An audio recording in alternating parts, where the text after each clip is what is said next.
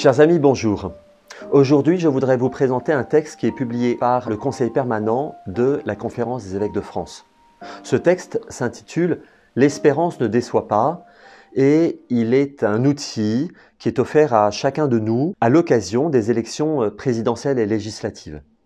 Ce texte souligne des points d'attention importants que disent les évêques et veulent nous aider pour le discernement imposé. Vous verrez d'ailleurs dans ce texte, il y a à la fin de chaque chapitre des questions qui sont posées à chacun d'entre nous et que nous pourrions aussi travailler, partager en petits groupes. Je vous propose très simplement de regarder rapidement les points d'attention de ce texte. Dans une introduction, le Conseil permanent se met dans une posture d'humilité dans sa prise de parole suite en particulier à la révélation des violences et des agressions dans l'Église. Il y a 7 chapitres dans ce document. Le premier, choisir de vivre en paix, qui invite à un débat électoral respectueux entre personnes et pour un débat fructueux des idées. Un deuxième chapitre, le respect inconditionnel de toute vie humaine. Il s'agissait, nous l'avons beaucoup entendu, de sauver des vies, et c'était important. Sauver des vies pour le chrétien, c'est aussi sauver la vie spirituelle, la dimension spirituelle et fraternelle entre nous. Chapitre suivant, promouvoir la liberté, l'égalité et la fraternité.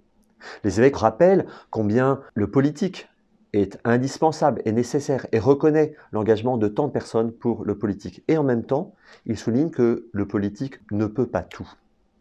Le chapitre suivant concerne la place des religions. Les religions, une chance pour notre société en quête de sens.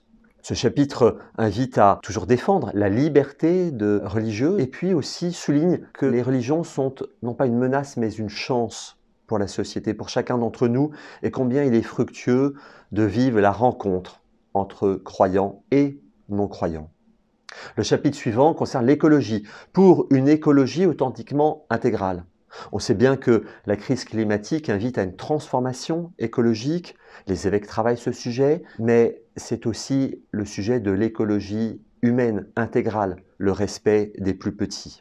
Le chapitre suivant, la France n'est pas une île, vise évidemment la question de la place de la France dans le monde, dans la construction européenne, dans les relations internationales et parle de la question migratoire.